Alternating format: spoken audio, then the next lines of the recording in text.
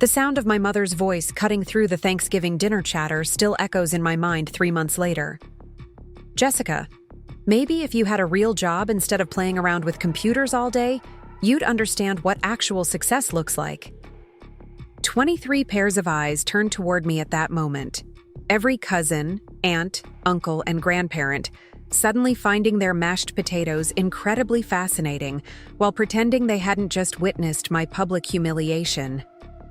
Before we jump back in, tell us where you're tuning in from, and if this story touches you, make sure you're subscribed, because tomorrow I've saved something extra special for you. What my family didn't know was that my playing around with computers had just landed me a 7-figure contract with one of the biggest tech companies in Silicon Valley. But that revelation would come later, in the most unexpected way possible. My name is Jessica Chen, and at 28, I thought I had finally figured out how to navigate the complicated dynamics of being the youngest daughter in a family of overachievers. Growing up in suburban Cleveland, Ohio, I was surrounded by relatives who measured success in traditional terms: medical degrees, law practices, corporate executive positions, and marriage certificates from prestigious venues. My path had been decidedly different, and apparently decidedly wrong in their eyes. The drive to my parents' house that Thanksgiving morning had been filled with the usual pre-family gathering anxiety. I gripped the steering wheel of my Tesla Model S, a recent purchase that I knew would raise eyebrows and questions I wasn't ready to answer. The November sky was that particular shade of gray that seems to settle over the Midwest during the holidays, matching my mood perfectly. I had debated skipping the gathering entirely, claiming work obligations or a sudden illness, but guilt had won out as it always did when it came to family obligations. My parents, David and Linda Chen, had immigrated from Taiwan in the early 80s with nothing but medical degrees and an unshakable belief that their children would achieve the American dream through traditional professional success. My older brother Michael had fulfilled their expectations beautifully, becoming a cardiologist at Cleveland Clinic and marrying another doctor in a ceremony that my mother still referenced as the pinnacle of family achievement. My sister Sarah had followed a similar path, earning her MBA from Wharton and climbing the corporate ladder at a Fortune 500 consulting firm in Chicago. Then there was me, the computer science graduate who had dropped out of my master's program to start what my family considered an imaginary business. For the past 5 years, I had been building software solutions for small businesses, working from my downtown Cleveland loft apartment, keeping irregular hours, and wearing jeans to what they couldn't bring themselves to call real meetings. To my family, I was still the little girl who spent too much time in her room with gadgets and video games, avoiding the serious business of becoming a respectable adult. The irony was that my imaginary business had grown into something extraordinary. Chen Digital Solutions now employed 12 full-time developers and had clients across 3 continents. We specialized in creating custom software for companies transitioning from legacy systems to modern cloud-based solutions, and our reputation in the industry was solid gold. The 7-figure contract I'd signed 2 weeks before Thanksgiving was with a major automotive manufacturer looking to revolutionize their supply chain management. It was the kind of deal that would set my company up for years of growth and establish us as serious players in the enterprise software space. But none of that mattered when I walked through my parents' front door that Thanksgiving morning, immediately enveloped by the familiar sense of my mother's cooking and the sound of relatives catching up on a year's worth of achievements and disappointments. The house looked exactly as it had throughout my childhood, with its burgundy and gold color scheme, formal furniture that no one was supposed to actually sit on, and family photos arranged in perfect rows on every available surface. "Jessica's here," my mother announced as I kicked off my boots in the entryway, her voice carrying that particular tone she used when she wanted to sound excited, but wasn't quite sure if she should be. She emerged from the kitchen wearing her best apron, the one reserved for holidays and special occasions, her graying hair styled exactly the way it had been for the past 15 years. The living room was already packed with relatives who had driven in from various corners of Ohio and Pennsylvania for the annual gathering. Uncle Robert, my father's brother and a successful patent attorney, was holding court near the fireplace, gesturing expansively as he described some recent legal victory. Aunt Margaret, my mother's sister and a retired high school principal, sat primly on the edge of the couch, nodding approvingly at whatever wisdom Uncle Robert was dispensing. My cousins ranged in age from 16 to 35, most of them following predictable paths toward careers in medicine, law, or business. "Jessica!" My cousin Amanda bounded over, her engagement ring catching the light as she waved her hand. "I was just telling everyone about the wedding planning. 6 months to go." David and I found the most amazing venue in downtown Pittsburgh. The ceremony will be in this gorgeous historic church, and the reception is at the Omni William Penn Hotel. Mom says it's where all the best families have their celebrations. I smiled and congratulated her, genuinely happy for her success, but already feeling the familiar weight of comparison settling over me. Amanda was 26, 2 years younger than me, and had everything figured out according to family standards. She was a nurse practitioner, engaged to another healthcare professional, and planning the kind of wedding that would generate photo albums and stories for decades to come. "What about you, Jess?" Amanda continued, her voice taking on that sympathetic tone people use when they're about to ask an uncomfortable question. "Are you seeing anyone special? Mom was asking the other day if you're still doing that computer thing or if you've thought about going back to school for something more stable." The computer thing. 5 years of building a business from scratch, and it was still just a hobby to them. I had learned long ago that explaining the complexities of enterprise software development to relatives who considered smartphones mysterious was an exercise in frustration. So I usually deflected with vague answers about helping businesses solve technical problems. "I'm still working in tech," I said simply. "Business is good, and I'm not seeing anyone seriously right now. Too focused on work, I suppose." Amanda nodded sympathetically, as though my single status were a temporary medical condition that would eventually resolve itself with proper treatment. "Well, you're still young. Plenty of time to figure things out. I always tell my friends that some people just take longer to find their path." Find their path. As if the path I had chosen wasn't legitimate simply because it didn't involve a traditional office, regular hours, or a title that relatives could easily explain to their friends.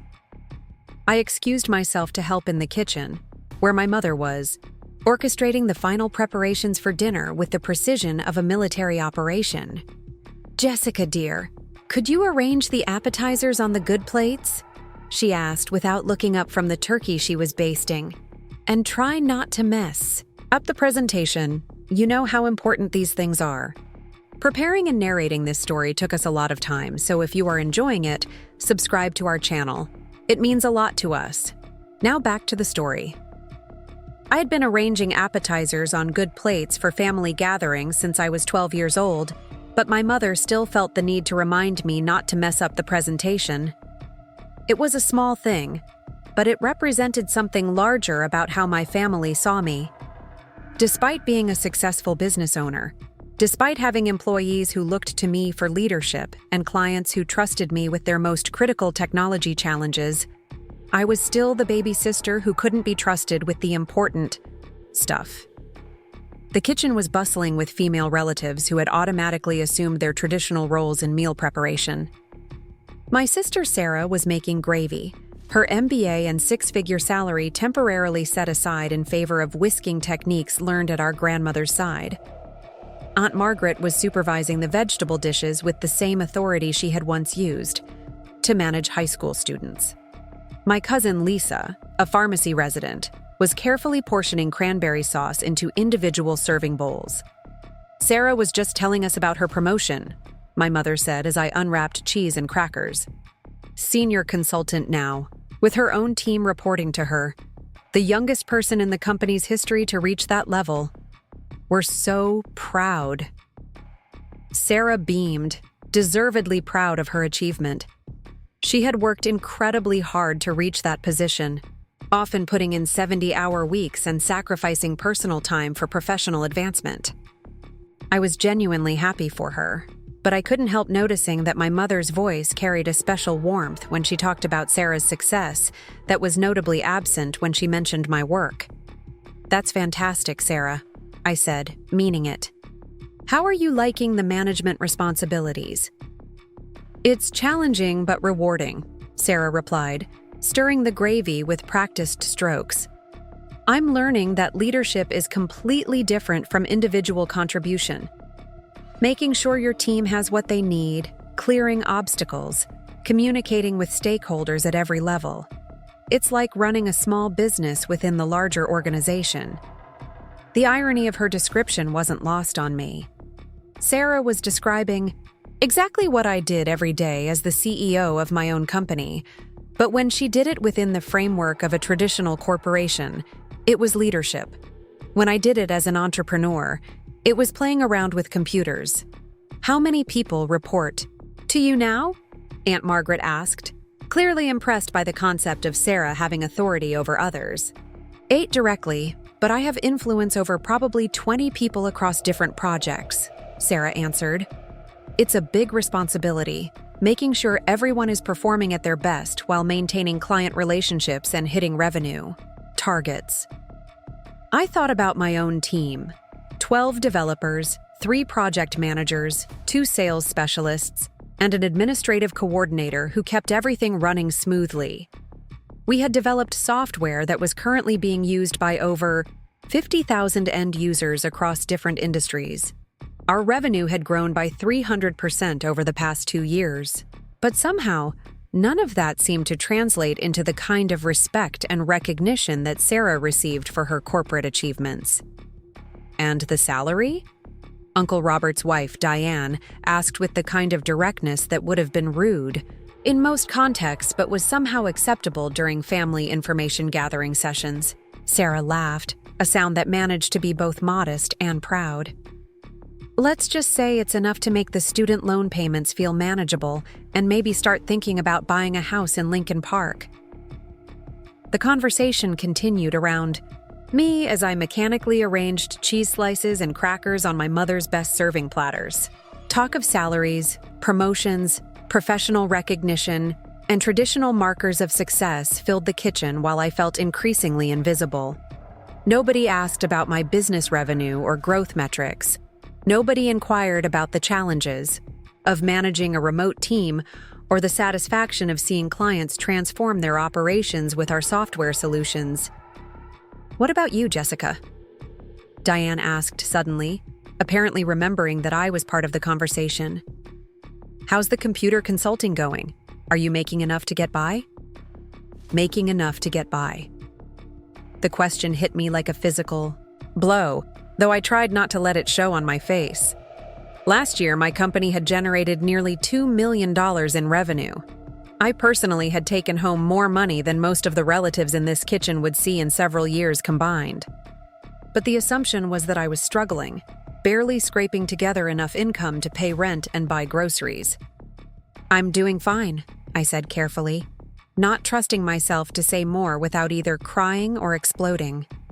The understatement felt massive in my chest, like swallowing something too large and having it stick in my throat. "That's good, dear," my mother said absently, clearly already moving on to more important topics. "Maybe someday you'll consider going back to school for something more stable. It's never too late to change direction if this computer phase doesn't work out." Computer phase. As if 5 years of building a business, developing expertise, and serving clients was equivalent to a teenager's passing interest in skateboarding or guitar lessons. As if the countless hours I had spent learning programming languages, studying industry trends, building relationships with vendors and clients, and developing systems that could scale with growth were just a temporary diversion before I came to my senses and pursued something real. The conversation moved on to wedding planning, vacation destinations, and home renovations. I finished arranging the appetizers in silence, fighting back the familiar cocktail of hurt and frustration that always accompanied family gatherings. By the time we were called to dinner, I had retreated into the polite, neutral persona I had perfected over years of similar interactions. The dining room table was set with my mother's finest china, the pattern she had selected as a young bride, and had been carefully preserving for special occasions ever since.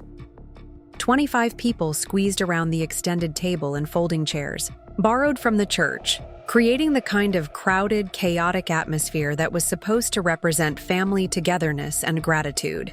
I found myself seated between my teenage cousin Mark, who was more interested in his phone than conversation, and Great Aunt Helen, who was 92 and asked the same 3 questions every time she saw me.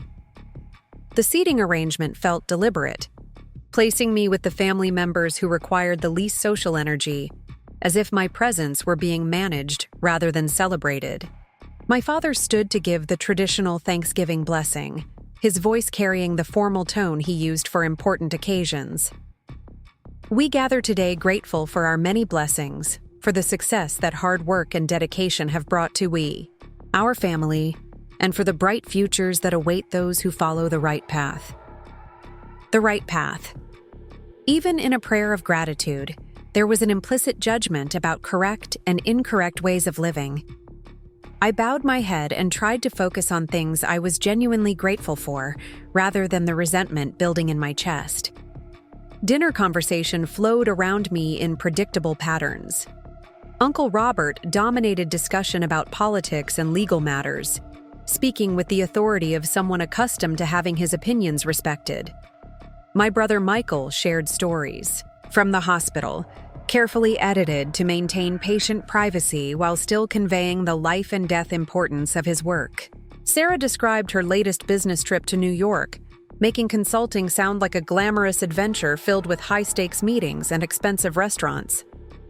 When the conversation turned to me, it was always with the same patronizing curiosity. "So, Jessica, are you still working from home?" asked my cousin David, Amanda's fiancé, who worked in pharmaceutical sales. "That must be nice, not having to get dressed up for work or deal with office politics." The implication was clear. Working from home was a luxury, a sign that my work wasn't serious enough to require a real office or professional appearance. Never mind that I had chosen a remote-first business model to attract the best talent regardless of geographic location, or that our distributed team was more productive and cost-effective than traditional office arrangements. "I actually have an office downtown now," I replied. "But yes, we maintain flexibility for our team members. It allows us to hire the best people and focus on results rather than appearances." "That's nice," David said, his tone suggesting that he found my answer cute rather than convincing. I could never work from home. I need the structure of an office environment, the energy of being around other professionals. There's something about putting on a suit and going to a real workplace that keeps me motivated. The phrase real workplace hung in the air like a challenge. Everything about David's response suggested that he viewed my business as a hobby masquerading as a career, something that would eventually be abandoned when I grew up and got serious about professional life. Different approaches work for different industries, I said diplomatically, though internally I was calculating that my company's annual revenue was probably 3 times David's pharmaceutical sales commissions. The conversation continued in this vein throughout the meal. Relatives shared updates about promotions, awards, professional recognition, and traditional milestones, while I sat quietly, contributing minimally to discussions about careers I couldn't relate to and achievements that were measured in ways that didn't apply to my experience. It was during dessert that the conversation took the turn that would define this Thanksgiving in my memory forever. My mother was serving her famous pumpkin pie, the recipe that had been passed down through 3 generations and was considered a family treasure. The discussion had shifted to future plans and goals, with various relatives sharing their ambitions for the coming year. "Amanda's wedding is going to be the social event of the season," Aunt Margaret was saying. 6 bridesmaids, a reception for 250 guests, and a honeymoon in Italy. "This is how you build a life worth celebrating." "Michael's considering a partnership track at the clinic," my mother added proudly. "Can you imagine? Dr. Michael Chen, partner. His father and I always knew he would make something important of himself. Sarah's company is sending her to London for a 6-month assignment, someone else contributed. International experience looks so impressive on a resume. These are the kinds of opportunities that come from making smart career choices. The conversation continued to circle around achievements and opportunities that fit neatly into traditional categories of success. College degrees from prestigious universities, jobs with recognizable companies, salaries that could be easily compared and ranked, titles that carried social weight, and life milestones that could be photographed and displayed. And what about you, Jessica? The question came from Uncle Robert, delivered with the kind of paternal concern that suggested he was doing me a favor by including me in the discussion. Any big plans for next year? Maybe time to think about graduate school or finding a position with the established company? The suggestion hit me like a slap. After 5 years of building a successful business, I was still being advised to abandon my entrepreneurial efforts and get a real job. The assumption that my current path was temporary, a phase that I would eventually outgrow, revealed everything about how my family viewed my choices and my potential. I'm actually quite happy with my current direction, I said, trying to keep my voice level. The business is growing. We're taking on exciting projects, and I'm learning constantly. But don't you want security? Aunt Margaret pressed. Benefits, retirement plans, job stability? What happens if this computer consulting doesn't work out? You'll be 30 soon, and you'll have wasted your entire 20s on something that might not have any future. Wasted my 20s. The phrase echoed in my mind as I struggled to formulate a response that wouldn't cause a scene. These were the years when I had taught myself advanced programming languages, built a client base from scratch, developed systems and processes that could scale, assembled a team of talented professionals, and created something valuable that hadn't existed before. But to my family, they were wasted years because they hadn't resulted in the kinds of achievements they could understand and appreciate. Technology consulting has a very strong future, I said carefully. Companies are increasingly dependent on custom software solutions, and there's growing demand for expertise in digital transformation. That's what they all say, Uncle Robert replied with the dismissive authority of someone who considered himself an expert on everything. Every generation thinks they've found some new path to success that their parents don't understand. Usually they figure out eventually that there's a reason why traditional careers have stood the test of time. Jessica's always been different, my mother said, and something in her tone made my stomach clench. Even as a child, she was more interested in gadgets and games than practical things. We kept hoping she would grow out of it and find something more suitable. Something more suitable. The words hung in the air like an indictment.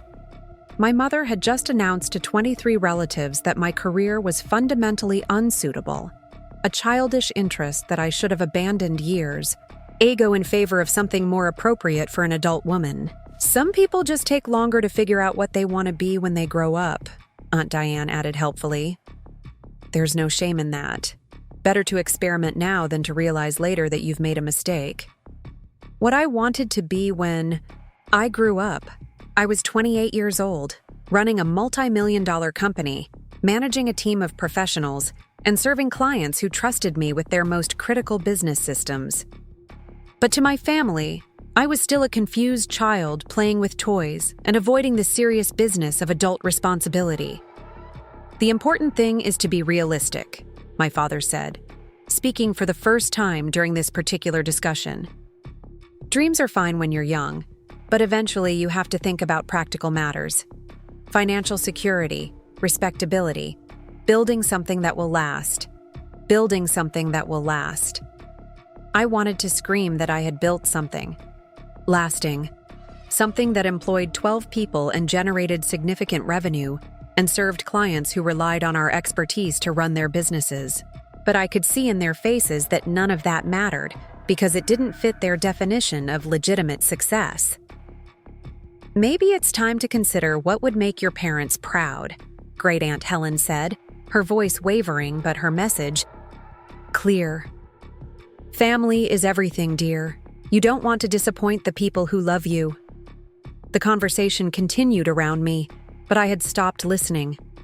The message was clear, delivered with the kind of loving concern that made it impossible to argue against without seeming ungrateful and defensive. My family believed that I was wasting my life on an unsuitable career, that I was too immature to recognize my mistakes, and that my continued pursuit of entrepreneurship was somehow a betrayal of their hopes and dreams for me. I sat in silence, through the rest of dessert, mechanically eating pumpkin pie that tasted like sawdust and nodding appropriately when addressed directly. The hurt was overwhelming, but underneath it was something else, something that felt like anger mixed with determination. For years, I had accepted their assessment of my choices, had internalized their disappointment as evidence of my own inadequacy. But sitting at that table, surrounded by relatives who couldn't see past their own narrow definitions of success, I began to question whether their approval was worth seeking. The evening concluded with the traditional family photo session. Everyone, arranged in careful groups according to generation and achievement level. I found myself positioned at the edge of the frame, literally and metaphorically on the periphery of family significance. As camera flashes illuminated our forced smiles, I made a decision that would change everything. I was done apologizing for my success just because it didn't look like theirs. The drive home that night was filled with a strange mixture of emotions. The hurt was still there, sharp and immediate, but it was accompanied by something I hadn't felt in years when it came to my family. For the first time, I was genuinely angry rather than just disappointed. Not the petulant anger of a child who doesn't get her way, but the cold, focused anger of an adult who has been systematically undervalued and dismissed. I thought about my team, the 12 professionals who looked to me for leadership and direction. I thought about Marcus, my lead developer, who had left a 6-figure job at a Fortune 500 company to join our startup because he believed in our vision. I thought about Sarah, my project manager and not my sister, who had turned down offers from major consulting firms to help build something new and innovative. I thought about the clients who trusted us with their digital transformation projects, the end users whose jobs were easier because of software we had designed, and the other, small businesses that had grown and thrived using systems we had created. None of that mattered to my family because it didn't fit their template for respectable achievement. But maybe their template was wrong. Maybe their narrow definition of success was limiting rather than wise. Maybe their approval wasn't the validation I had been seeking all these years. By the time I reached my downtown loft, I had made another decision. I was going to stop hiding my success to make other people comfortable. I was going to start acting like the CEO I actually was, instead of the confused child my family believed me to be. And I was going to find out what it felt like to be genuinely proud of what I had accomplished, instead of constantly apologizing for it. The next few days passed quietly as I processed the emotional aftermath of Thanksgiving dinner. I threw myself into work with renewed energy, partly as a distraction, and partly as a way of reconnecting with the parts of my life that actually brought me satisfaction and recognition. My team was deep into the implementation phase of our biggest contract, the automotive supply chain project that would transform how one of Detroit's major manufacturers managed their vendor relationships and inventory systems. The complexity of the project was exactly the kind of challenge that had drawn me to enterprise software development in the first place. We were essentially rebuilding decades of legacy processes from the ground up, creating modern, cloud-based solutions that would integrate with existing systems while providing the flexibility to adapt to future needs. It required deep technical expertise, creative problem-solving, and the ability to translate business requirements into functional software specifications. Marcus had been leading the development team with his usual combination of technical brilliance and methodical attention to detail. Our 3 newest hires, all experienced developers who had joined us in the past 6 months, were proving their worth by tackling complex integration challenges with minimal supervision. The client wants to add real-time analytics to the dashboard. Marcus told me during our Monday morning team meeting, nothing too complicated, just the ability to track inventory levels, supplier performance metrics, and cost analysis in real time. Nothing too complicated. I almost laughed at the casual way he described what would have been considered a revolutionary capability just a few years ago. Our team had become so skilled at building sophisticated solutions that genuinely complex. Technical challenges felt routine. What's the timeline impact? I asked, pulling up the project schedule on my laptop. Maybe 2 weeks if we prioritize it correctly, replied Jennifer, our newest project manager. We can parallel track the analytics development with the final integration testing. This was the kind of conversation that energized me, the collaborative problem-solving that happened when talented professionals work together toward a common goal. Every person in the room understood their role, contributed their expertise, and took ownership of outcomes. It was leadership in action, the kind of meaningful work that created value for clients while challenging everyone involved to perform at their highest level. After the meeting, I returned to my office and opened the contract files for our automotive project. The numbers were impressive by any standard. 7 figures for the initial implementation, with ongoing support and enhancement contracts that would likely double that amount over the next 2 years. Performance bonuses tied to specific metrics that we were already exceeding. And most importantly, a reference client whose success with our system would open doors to similar projects with other major manufacturers. I thought about my cousin David's comment about needing a real workplace and Uncle Robert's dismissal of technology consulting as a passing fad. They had no concept of what we actually did or the value we created for our clients. To them, working with computers meant playing games or maybe helping elderly relatives figure out their email. They couldn't envision the sophisticated systems we built or the business transformations we enabled. The phone rang, interrupting my thoughts. It was Tom Richardson, the project sponsor from our automotive client. Jessica, I wanted to give you a heads up that your system demo last week has generated some serious interest at the executive level, he said, his voice carrying the kind of excitement that made project managers happy. The VP of Operations wants to discuss expanding the implementation to our European facilities. European expansion. What had started as a single plant inventory management system was now being considered for international deployment. The revenue implications were staggering, but more importantly, it represented validation of our technical approach and business model. That's fantastic news, Tom, I replied, already thinking about the technical and logistical requirements of multi-continental implementation. What's the timeline for those discussions?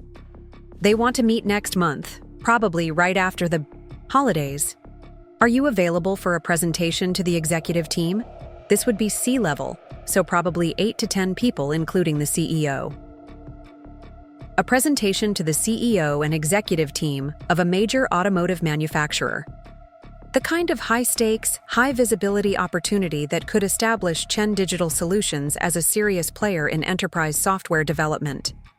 The kind of meeting that represented exactly the type of professional recognition and career advancement my family valued, except they didn't know it was happening. Absolutely, I said. Send me the details and I'll start preparing materials. After hanging up, I sat back in my chair and looked around my office. The space reflected my personality and values in ways that felt authentic and energizing. Clean, lines, natural light, whiteboards covered with system diagrams and project timelines, shelves filled with technical books and industry publications, awards from professional organizations, framed articles about our company's growth, and photos of our team at various conferences and client events. This was my real workplace, the environment where I did meaningful work that challenged me intellectually and created value for others. The fact that I didn't wear a suit or commute to a corporate office didn't make it less legitimate. The fact That my job title was CEO of a company my family had never heard of didn't make it less significant than my siblings' positions at well-known organizations. That afternoon, I decided to do something I had never done before. I scheduled a team meeting for the following week to discuss our growth trajectory and start planning for 2024. Not just the usual project-focused discussions, but strategic planning for the future of our company.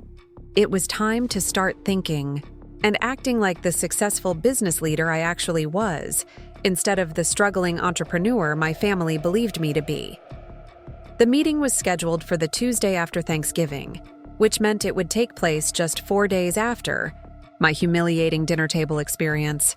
The timing felt symbolic, a way of reclaiming my professional identity after having it dismissed and diminished by people who couldn't see past their own limited perspectives. I spent the weekend preparing materials that would demonstrate the true scope and success of Chen Digital Solutions. Financial projections showing our revenue growth over the past 5 years. Client testimonials describing the value we had created for their organizations. Industry recognition we had received from trade publications and professional associations. Expansion opportunities that could take us from a regional consulting firm to a national player in enterprise software development. For the first time in years, I was looking at my business through the lens of genuine pride rather than defensive justification. The numbers were impressive, the client relationships were strong, and our reputation in the industry was solid. We had built something substantial and valuable, something that created jobs and solved real problems for real companies. The team meeting on Tuesday was energizing in ways I hadn't expected. When I presented our growth metrics and future opportunities, I could see the excitement in my colleagues' faces. These were talented professionals who had chosen to work with me because they believed in our mission and capabilities. Their enthusiasm for our expansion plans was genuine and infectious. If we land the European automotive contract, we'll need to add at least 4 more developers, Marcus pointed out, studying the project timeline. Possibly 6 if we want to maintain our current quality standards. The revenue projections support that level of hiring, Jennifer added, reviewing the financial models we had developed. Actually, they support even more aggressive expansion if we want to pursue it. More aggressive expansion.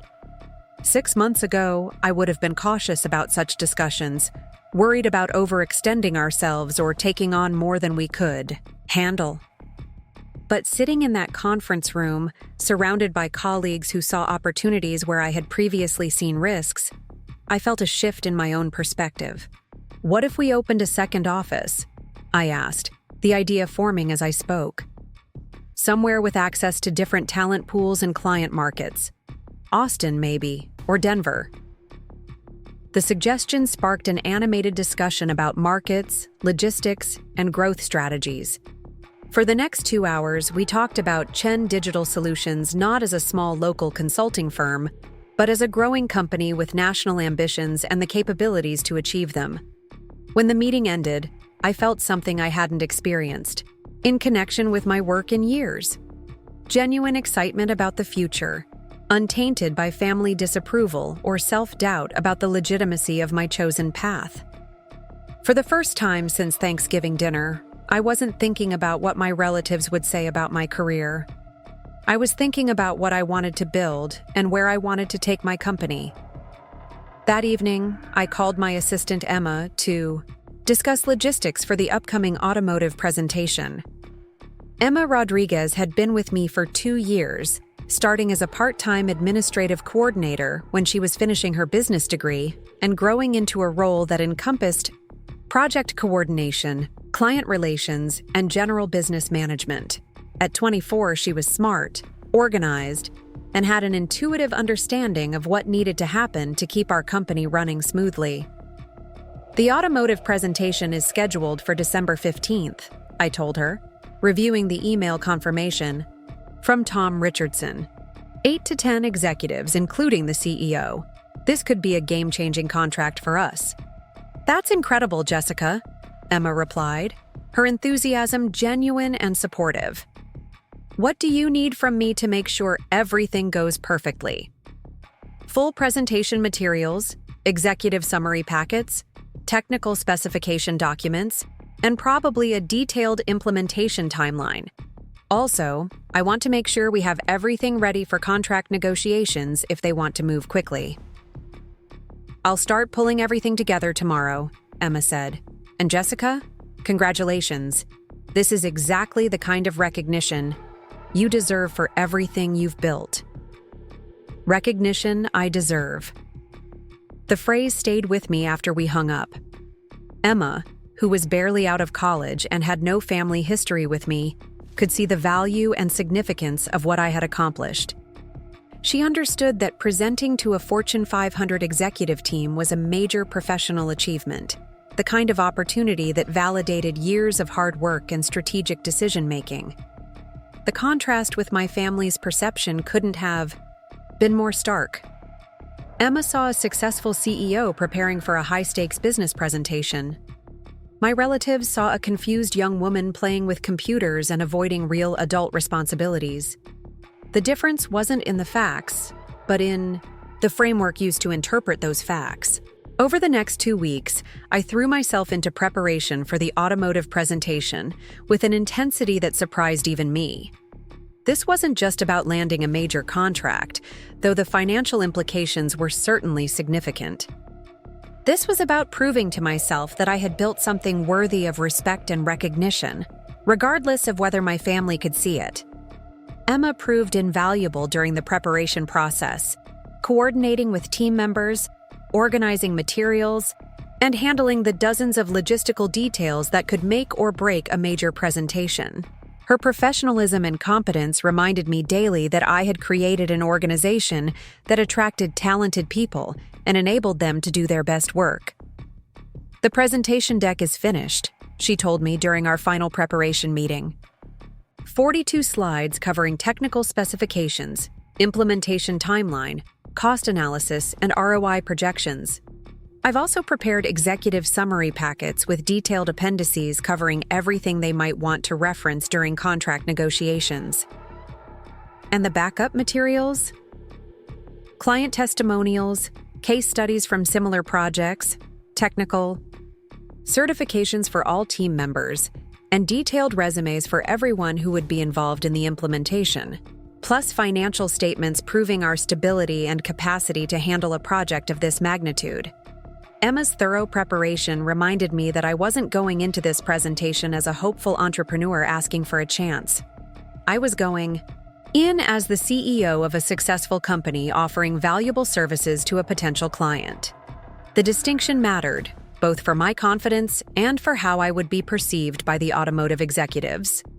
December 15th arrived with the kind of crisp winter weather that makes Detroit look industrial and imposing. I drove to the automotive headquarters wearing my best suit, carrying materials that represented 2 years of strategic planning and 5 years of business development. Emma had insisted on coming along to handle logistics and provide support, a decision that proved both professional and personally meaningful. The automotive company's headquarters was exactly what I expected from a major manufacturer. Imposing. Architecture, corporate art, and the kind of reception area designed to remind visitors that they were dealing with a serious organization with serious resources. Emma and I were escorted to a conference room on the 20th floor, with floor-to-ceiling windows overlooking the Detroit skyline. Ms. Chen, Tom Richardson greeted us as we set up our presentation materials. I'm excited for you to meet our executive team. They've been looking forward to this discussion since I shared your preliminary proposals. The presentation went better than I could have imagined. For 90 minutes, I stood before 10 of the most powerful executives in American manufacturing and explained how Chen Digital Solutions could revolutionize their global supply chain operations. Every question they asked, I had an answer. Every concern they raised, I addressed with specific examples from our previous implementations.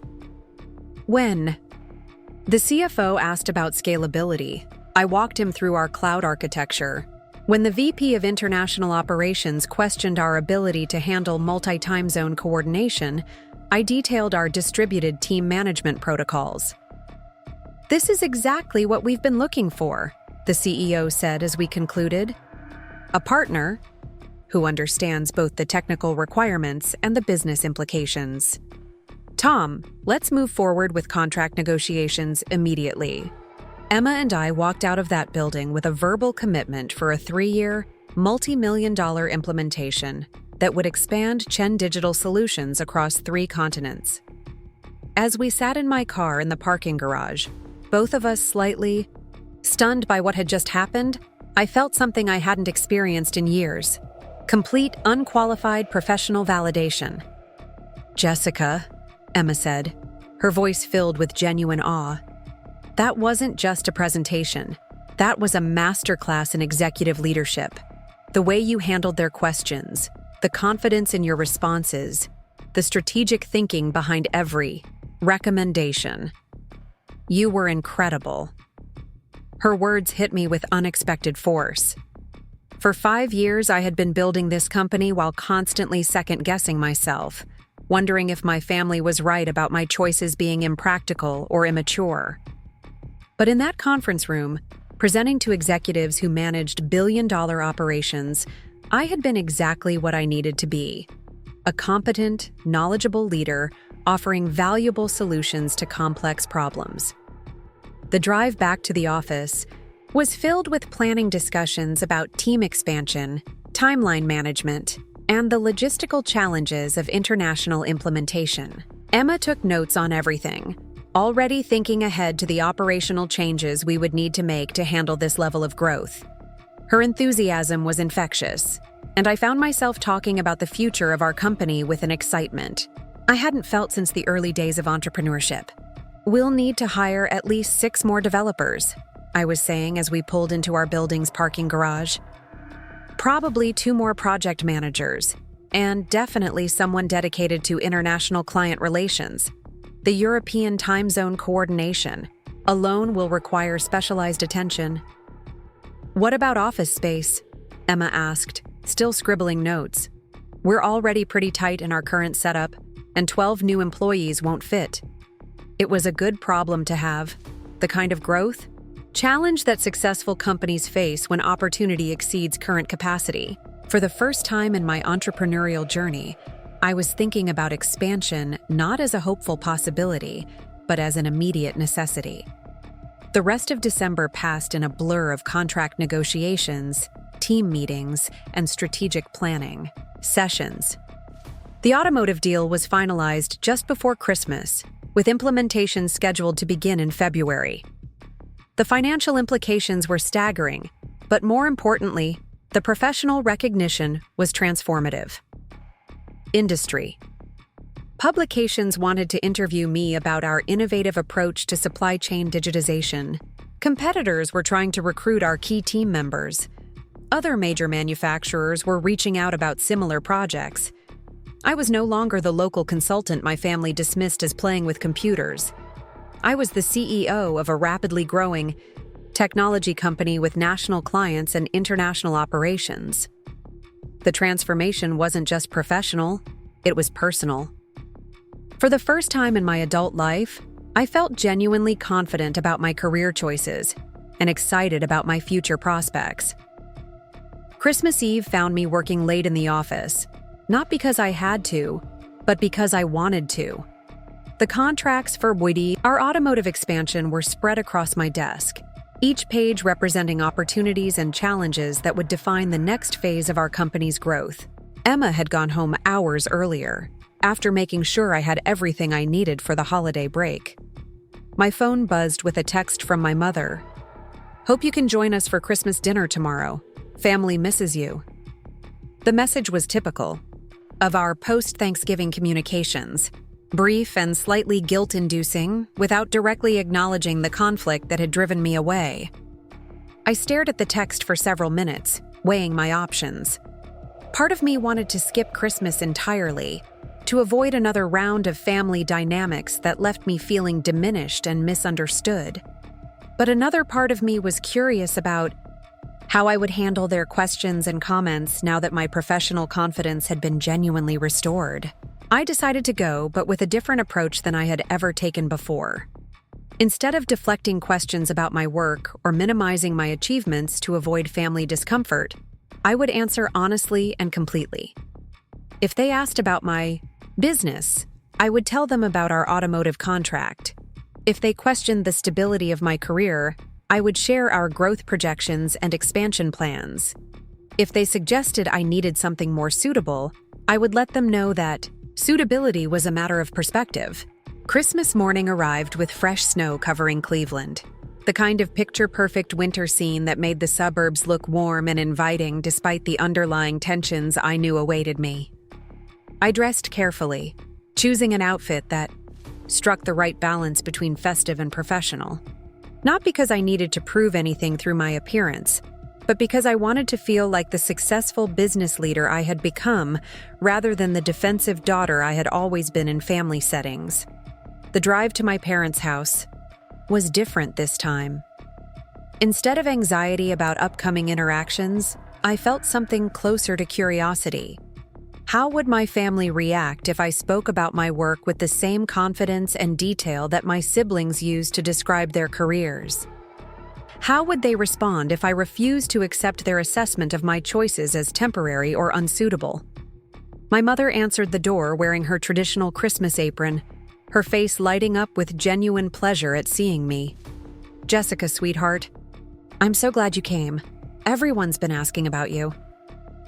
The house smelled like cinnamon and roast beef, familiar scents that triggered decades of Christmas memories.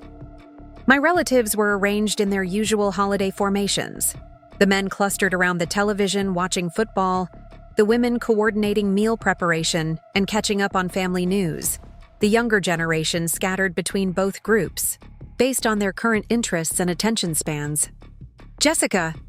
Sarah rushed over to give me a hug, her smile carrying none of the tension that had characterized our Thanksgiving interactions. "I was hoping you'd make it. I have so much to tell you about the London assignment." My sister's enthusiasm was genuine and infectious, reminding me that family dynamics were complicated rather than simply adversarial. Sarah had never been deliberately dismissive of my career. She had simply operated within the same framework our parents had established for measuring success and significance. "I'd love to hear about London," I replied, meaning it. "But I also have some news to share. The business has had some major developments since Thanksgiving." Something in my tone must have conveyed a change, because Sarah's expression shifted from casual interest to focused attention. "Really? What kind of developments?" Before I could answer, we were interrupted by the familiar chaos of Christmas dinner preparation. I found myself assigned to my traditional role of setting the dining room table, arranging my mother's best china and crystal, while relatives shared updates about their lives and accomplishments. The conversation during dinner followed predictable patterns at first. Uncle Robert dominated discussion about political developments, speaking with his usual authority about subjects he considered himself qualified to address. Michael shared stories from the hospital, carefully balancing professional pride with appropriate humility. Various cousins updated everyone on their careers, relationships, and major life decisions. When the conversation turned to me, I was ready with a different kind of response than I had ever given before. "So, Jessica," Aunt Margaret asked with her characteristic directness, "how's the computer consulting going? Are you still working from that apartment downtown?" In the past, I would have deflected with vague generalities about helping businesses with technology problems. This time, I decided to answer with the same specificity my relatives used when describing their own professional achievements. "Actually, we've expanded significantly since Thanksgiving," I said, my voice carrying the confidence I had discovered during the automotive presentation. "We just signed a 3-year contract with one of the major automotive manufacturers to digitize their global supply chain operations. The implementation will span facilities in North America, Europe, and Asia, with a total contract value in the mid-7 figures. The silence that followed was immediate and complete. 23 pairs of eyes focused on me with expressions ranging from surprise to skepticism to something that might have been respect. 7 figures? Uncle Robert repeated, his tone suggesting he might have misheard. As in over $1 million? The initial implementation is 3 million, with additional phases and ongoing support contracts that could bring the total relationship to over $5 million across 3 years, I replied matter-of-factly. We're also in discussions with 2 other major manufacturers about similar projects. For computer consulting? Aunt Diane asked, her voice carrying genuine confusion about how technology services could command such significant fees. I realized that their dismissive attitude toward my work had been based partly on ignorance about what modern technology consulting actually involved. They had no concept of the complexity, scale, or value of enterprise software development, so they had defaulted to assumptions about simple technical support or basic website creation. We specialize in custom software development for large-scale business operations, I explained, settling into the same tone I had used during client presentations. The automotive project involves replacing legacy systems that manage supplier relationships, inventory tracking, and production scheduling across multiple facilities. We're essentially building the digital infrastructure that coordinates their entire global manufacturing process. That sounds incredibly complex, my cousin David said, his pharmaceutical sales background giving him enough business experience to understand the implications of what I was describing. How many people does it take to implement something like that? Our team has grown to 18 full-time employees, including 12 developers, 3 project managers, 2 sales specialists, and an administrative coordinator, I answered. We'll probably need to add another 8 to 10 people over the next 6 months to handle the expansion. The numbers seem to register with my relatives in ways that my previous vague descriptions never had.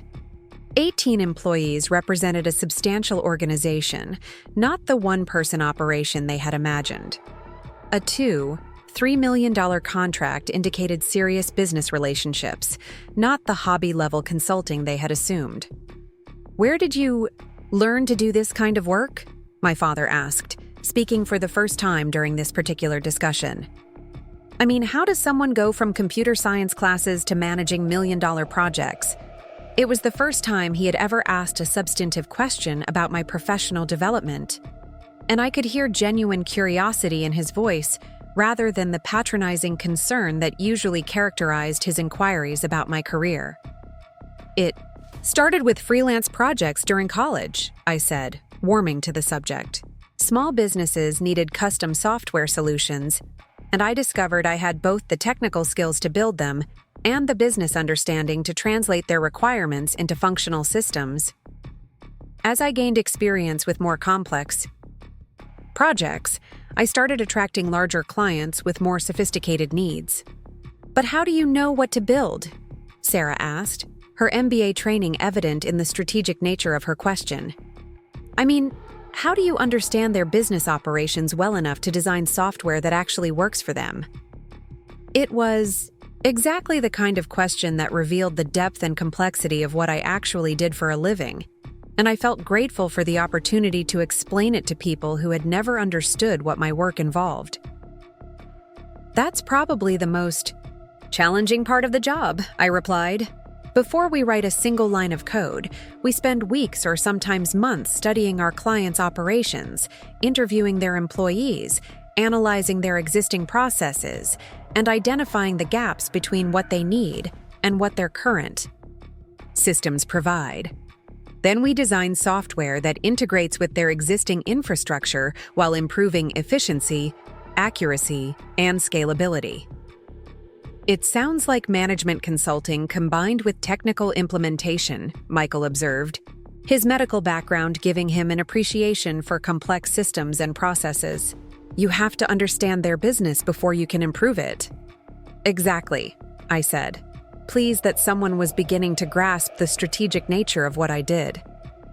We're not just building software, we're redesigning how companies operate. In the digital age, The automotive project, for example, will reduce their inventory costs by an estimated 15% while improving supplier communication and production scheduling accuracy. The conversation continued for another hour, with various relatives asking increasingly sophisticated questions about my business model, growth strategy, and industry outlook. For the first time in my adult life, I was discussing my career with the same level of detail and respect that my siblings had always received for their professional achievements. What struck me most was how differently my relatives responded when I presented my work with confidence and specificity rather than defensive vagueness. Uncle Robert, who had dismissed technology consulting as a passing fad, was now asking about market trends and competitive advantages. Aunt Margaret, who had suggested I needed something more stable, was inquiring about our company's financial projections and expansion plans. The shift wasn't just in their perception of my work, it was in my own presentation of it. For years, I had minimized my achievements and downplayed the significance of what I was building, partly to avoid family conflict, and partly because I had internalized their doubts about the legitimacy of my chosen path. But speaking about Chen Digital Solutions with the same professional pride that characterized discussions of Michael's medical practice or Sarah's consulting career felt natural and overdue. The growth trajectory has been remarkable, I was saying in response to a question about our 5-year business development. We've averaged about 150% revenue growth annually, and we're projecting similar expansion through 2026 as more companies recognize the need for digital transformation. What about competition? David asked, his sales background making him naturally curious about market dynamics. Are there other companies doing similar work? Certainly, but most of our competitors fall into 2 categories, I replied, drawing. On market analysis, I had prepared for investor presentations. Large consulting firms that have the resources to handle major implementations but lack the specialized expertise and personal attention we provide. Or small technical shops that understand the software development but don't have the business knowledge to design effective solutions.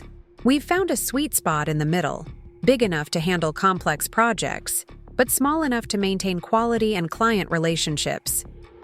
The strategic thinking behind my business positioning seemed to resonate with relatives who understood competitive advantage in their own professional contexts.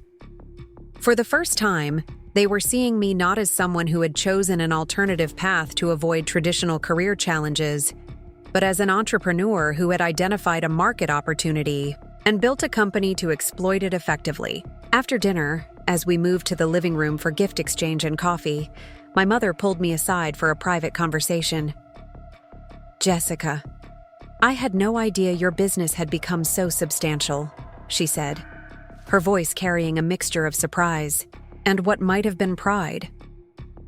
When you talk about million-dollar contracts and 18 employees, it sounds like you've built something really significant.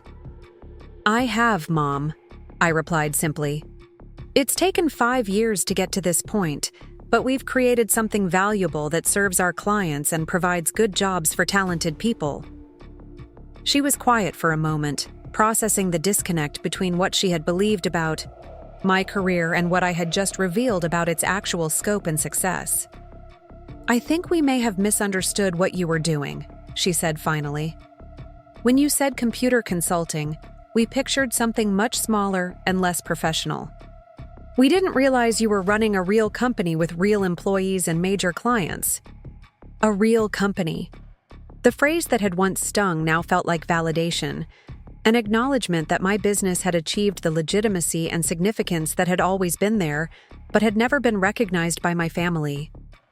I should have done a better job explaining what I was building, I said, accepting partial responsibility for the miscommunication while recognizing that their assumptions had also played a role. It's easier to talk about traditional careers because everyone understands what doctors and consultants and lawyers do. Technology entrepreneurship is less familiar, so it's harder to convey the scope and complexity without sounding like you're bragging. Well, you have every right to brag, my mother said with a smile that seemed genuinely warm for the first time since Thanksgiving. What you've accomplished is impressive by any standard. Your father and I are proud of you, even if we haven't done a good job of showing it." The conversation with my mother was followed by similar exchanges with other relatives throughout the evening. Uncle Robert apologized for his earlier dismissiveness, acknowledging that he had spoken from ignorance about an industry he didn't understand.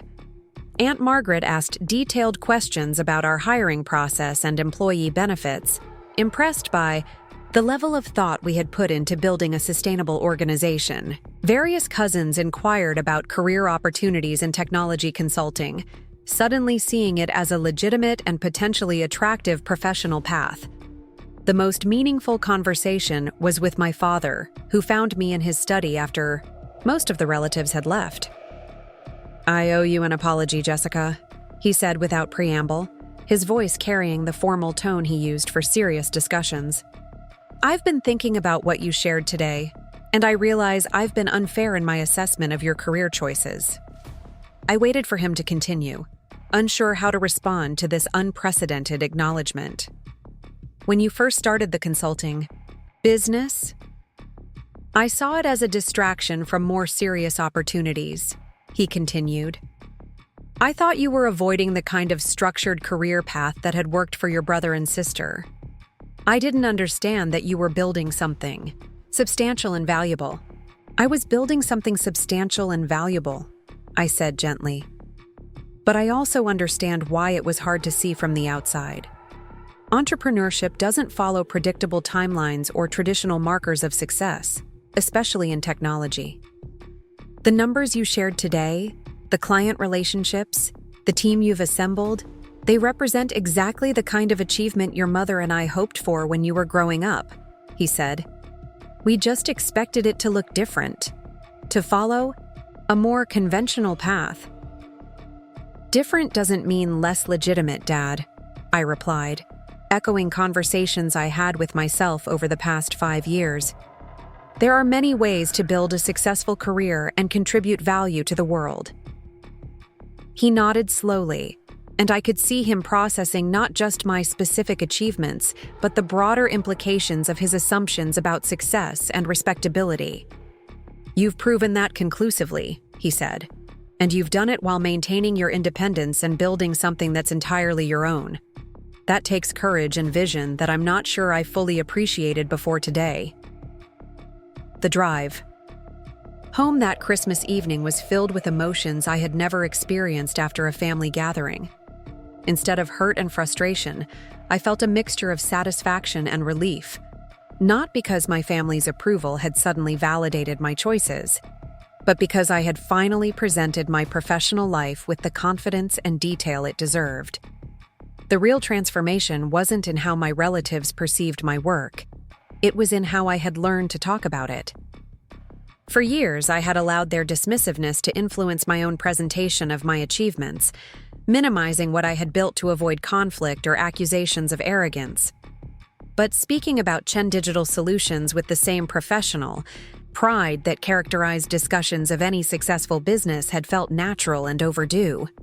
More importantly, I had discovered that my family's skepticism about my career had been based partly on ignorance and partly on my own reluctance to educate them about what I actually did for a living. When I explained the complexity and value of enterprise software development, they were capable of understanding and appreciating it. When I shared specific achievements and growth metrics, they responded with the same respect they showed for traditional professional accomplishments. The following week brought a flood of follow-up communications from relatives who wanted to continue conversations that had started on Christmas Day.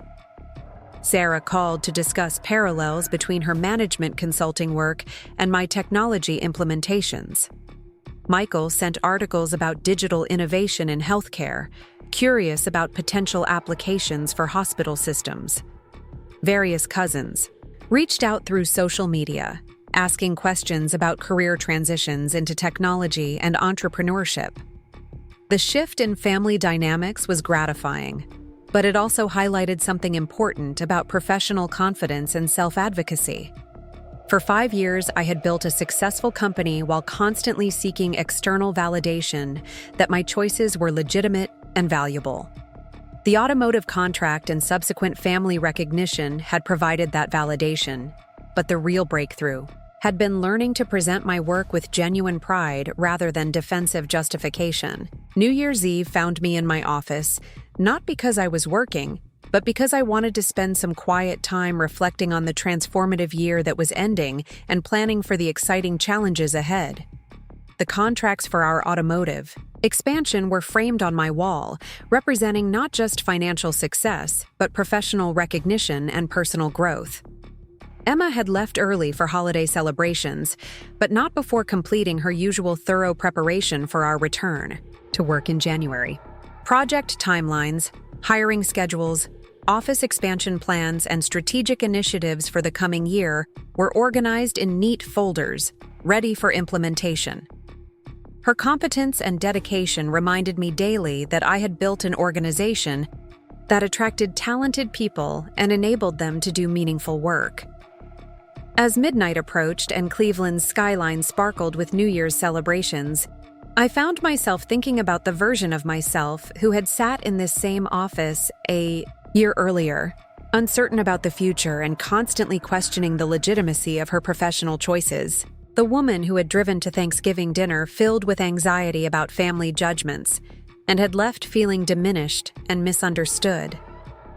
That version of myself seemed like a different person now, not because external circumstances had changed so dramatically, but because internal confidence had been restored and strengthened.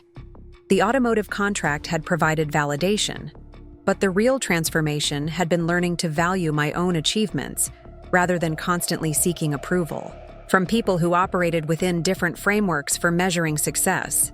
The first week of January brought renewed energy and focus to Chen Digital Solutions. Our team returned from holiday break excited about the challenges and opportunities ahead. The automotive implementation would begin in February, requiring careful coordination with international teams and complex integration with existing systems. The European facilities want to accelerate their timeline, Marcus announced during our first team meeting of the new year. They're eager to see the efficiency improvements we achieved in the North American pilot program. What's the impact? On our resource allocation? Jennifer asked, already thinking about project management implications. We'll need to prioritize the international hires, I replied, reviewing the expansion plans Emma had prepared. 2 developers with multilingual capabilities, probably German and Spanish speakers, plus someone with experience in European data privacy regulations. The conversation continued with the kind of strategic problem-solving that had become characteristic of our team meetings. Every challenge was approached as an opportunity. Every obstacle was analyzed for creative solutions. Every decision was made with consideration for both immediate needs and long-term growth. After the meeting, Emma and I spent an hour reviewing applications for our international expansion positions. The quality of candidates was impressive. Experienced developers from major consulting firms and technology companies who were attracted by our growth trajectory and innovative approach to enterprise software development. This candidate looks particularly strong, Emma said, pointing to a resume from a senior developer with automotive industry experience and fluency in 3 European languages.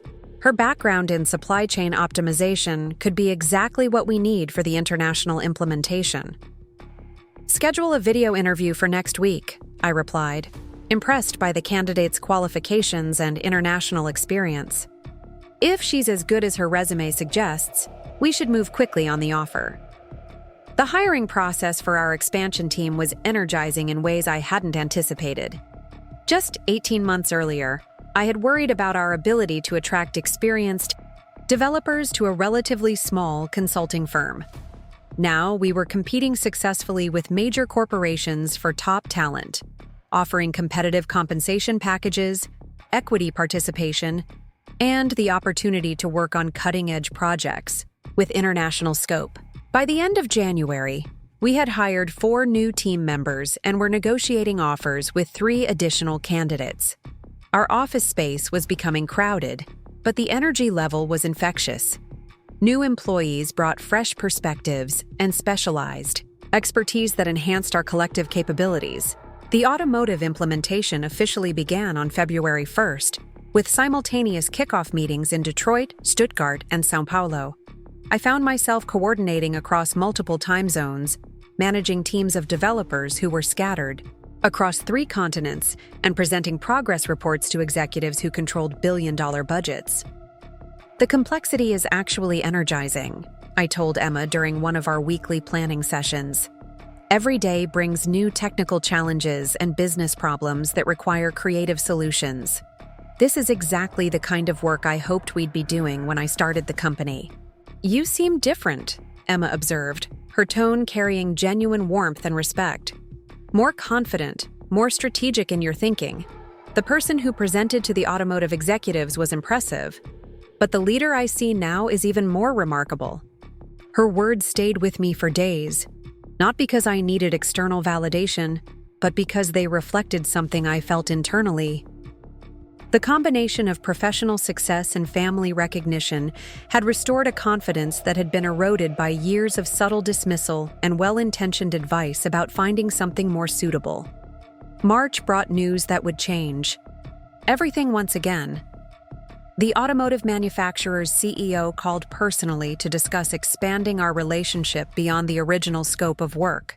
Jessica, the preliminary results from your system implementation are exceeding our most optimistic projections, he said, his voice carrying the kind of enthusiasm that made project managers and consultants extremely happy. We're seeing efficiency, improvements that translate to millions of dollars in annual cost savings. I want to discuss making Chen Digital Solutions our preferred partner for all future technology initiatives. Preferred partner status with a Fortune 100 company. The phrase represented not just financial opportunity, but industry recognition that would establish our reputation permanently. Other major manufacturers would take notice. Our team would have access to challenging projects and professional development opportunities. Our growth trajectory would accelerate beyond anything I had previously imagined. I'm honored by your confidence in our capabilities, I replied, already thinking about the strategic implications of such a partnership. What does preferred partner status entail from your perspective? Exclusive relationship for supply chain technology, first consideration for all digital transformation projects, dedicated account management resources, and a minimum annual contract commitment that would provide revenue stability for both organizations, he explained. We're talking about a 5-year partnership with guaranteed minimums of $15 million annually. $15 million annually. The numbers were staggering by any measure, representing the kind of business relationship that would transform Chen Digital Solutions from a regional consulting firm into a major player in enterprise technology services. We would need to triple our staff, open additional offices, and develop new capabilities to serve effectively as a preferred partner to such a large organization. After hanging up, I sat in stunned silence for several minutes, processing the magnitude of what had just been offered. 5 years ago, I had been working from my apartment, taking on small projects and wondering if I could ever build something substantial and sustainable. Now I was being invited into the kind of strategic partnership that most consulting firms spend decades trying to achieve. Emma knocked on my office door, interrupting my thoughts. Sorry to bother you, but your family is here to see you. They don't have an appointment, but they said it was important. My family, at my office. On a random Tuesday afternoon in March. The unexpectedness of their visit triggered a mixture of curiosity and concern. In all the years I had been running Chen Digital Solutions, my relatives had never visited our offices or shown interest in seeing our operations firsthand.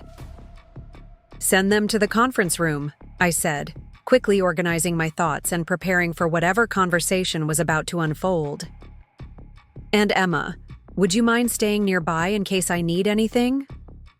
Of course, she replied, her tone suggesting she understood that family dynamics could be unpredictable even under the best circumstances. I walked to the conference room to find my parents, both siblings and several cousins arranged around. Our table like a delegation with serious business to discuss. The formal nature of their arrangement immediately put me on alert. "This is unexpected," I said, taking a seat across from them. "What brings everyone downtown on a Tuesday afternoon?" My father cleared his throat, assuming his role as family spokesperson. "We've been talking since Christmas about what you shared regarding your business success, and we realized we've never really understood what you've built here. We thought it was time to see for ourselves." "And to apologize," my mother added, her voice carrying an emotion I hadn't heard before. "We've been unfair in our assessment of your career choices, and we wanted to acknowledge that properly." I looked around the table at faces that showed varying degrees of discomfort, curiosity, and what might have been genuine remorse. This was unprecedented in our family history, a group acknowledgement of error and an attempt at collective reconciliation. "We also wanted to ask if you might consider bringing the family business into your client portfolio," Uncle Robert said, surprising me with his directness. "My law firm has been struggling with outdated systems for years, and after hearing about your automotive success, I think we need exactly the kind of comprehensive technology upgrade you specialize in. My medical practice could benefit from similar improvements," Michael added. "Patient records, scheduling, billing, communication systems. Everything we use is at least 10 years behind current technology. My consulting firm has been discussing digital transformation initiatives," Sarah contributed. "We could probably use both your technical expertise and your business insights about managing change in professional service organizations." What was happening felt surreal. The same relatives who had dismissed my career as unsuitable were now seeking my professional services. The family members who had suggested I needed something more stable were now recognizing that I had built exactly the kind of expertise they needed for their own businesses. "I'm flattered by your confidence," I said carefully, "but I want to make sure everyone understands what comprehensive technology consulting involves. These aren't simple software installations. They're fundamental changes to how you conduct business operations." "We understand," my father replied. "After listening to you describe the automotive project, we realize that what you do is strategic business consulting combined with technical implementation. That's exactly what most professional services firms need but can't find from traditional technology vendors." The conversation continued for another hour, with various family members describing their technology challenges and business needs. It became clear that they had done considerable research since Christmas, learning about digital transformation trends and recognizing the value of specialized consulting services. More importantly, they were speaking to me with the same respect and attention they had always shown to Michael's medical expertise or Sarah's business knowledge. For the first time in our family history, I was being consulted as the subject matter expert rather than the person who needed advice about finding a more suitable career. As they prepared to leave, promising to send detailed requirements for their various technology needs, my mother lingered behind for a private word. "I need to tell you something that I should have said years ago," she began, her voice unusually soft. "When you first started this business, I was scared that you were making a mistake that would limit your opportunities and financial security. I thought traditional careers were safer and more respectable, because that's what I understood." She paused, seeming to gather her thoughts before continuing. "But what you've built is more impressive than anything your father or I achieved in our careers. You saw opportunities that others missed. You developed expertise in an emerging field, and you built an organization that creates value for clients while providing good jobs for your employees. That takes vision and courage that I'm not sure I ever had." "Thank you, Mom," I replied, genuinely moved by her acknowledgement. "But I need you to understand that I didn't choose this path to prove anything to anyone. I chose it because I love solving complex problems and building systems that make businesses more efficient and effective." "I know that now," she said, "and I'm proud of you for following your instincts instead of our expectations. You were right, and we were wrong."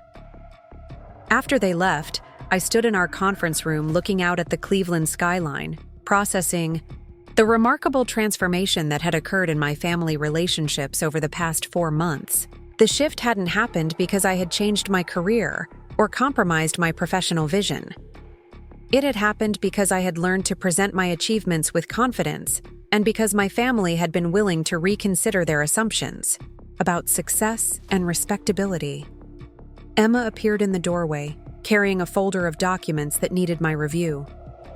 "How did that go?" she asked, her tone carrying genuine concern for my well-being. "Better than I could have imagined," I replied. "They want to hire us for their various technology needs, and they apologized for not understanding what I was building here." "That's wonderful," Emma said, her smile reflecting genuine happiness for my personal and professional vindication. "And it makes perfect sense. Anyone who spends time understanding what you've accomplished here would recognize the value and expertise you bring to business technology challenges." As Emma left to return to her work, I realized that her consistent respect and support over the past 2 years had played a crucial role in rebuilding the professional confidence that had been eroded by family skepticism. She had seen me as a successful CEO from the beginning, treating me with the deference and attention that position deserved. Her unwavering professionalism had reminded me daily that I had built something worthy of respect, regardless of whether my family could see it. The rest of March passed in a whirlwind of strategic planning, team expansion, and contract negotiations. The preferred partner discussions with our automotive client were progressing rapidly, requiring detailed proposals for expanded services and long-term capability development. The potential family business projects were developing into substantial consulting engagements that would diversify our client portfolio and provide interesting new challenges. Most importantly, I was operating with a level of professional confidence that felt sustainable and authentic. The external validation from major clients and family recognition had been gratifying, but the internal transformation was more significant. I had learned to value my own achievements, to present my work with appropriate pride, and to expect the kind of respect that successful professionals deserve. The phone call that would define the next phase of my career came on a Thursday afternoon, in late March. Tom Richardson from our automotive client called with news that went beyond even our preferred partner discussions. "Jessica, I have a proposition that might interest you," he said, his voice carrying unusual excitement. "Our board of directors has been so impressed with your work that they want to discuss acquiring Chen Digital Solutions as a wholly owned subsidiary, with you remaining as CEO and your team intact." Acquisition? The word hung in the air like a game-changing revelation. After 5 years of building Chen Digital Solutions from a one-person consulting practice into a multi-million-dollar enterprise, I was being offered the ultimate validation. Purchased by a Fortune 100 company that recognized the value of what I had created. "What kind of timeline are we looking at?" I asked, my mind racing through the implications of such a transaction.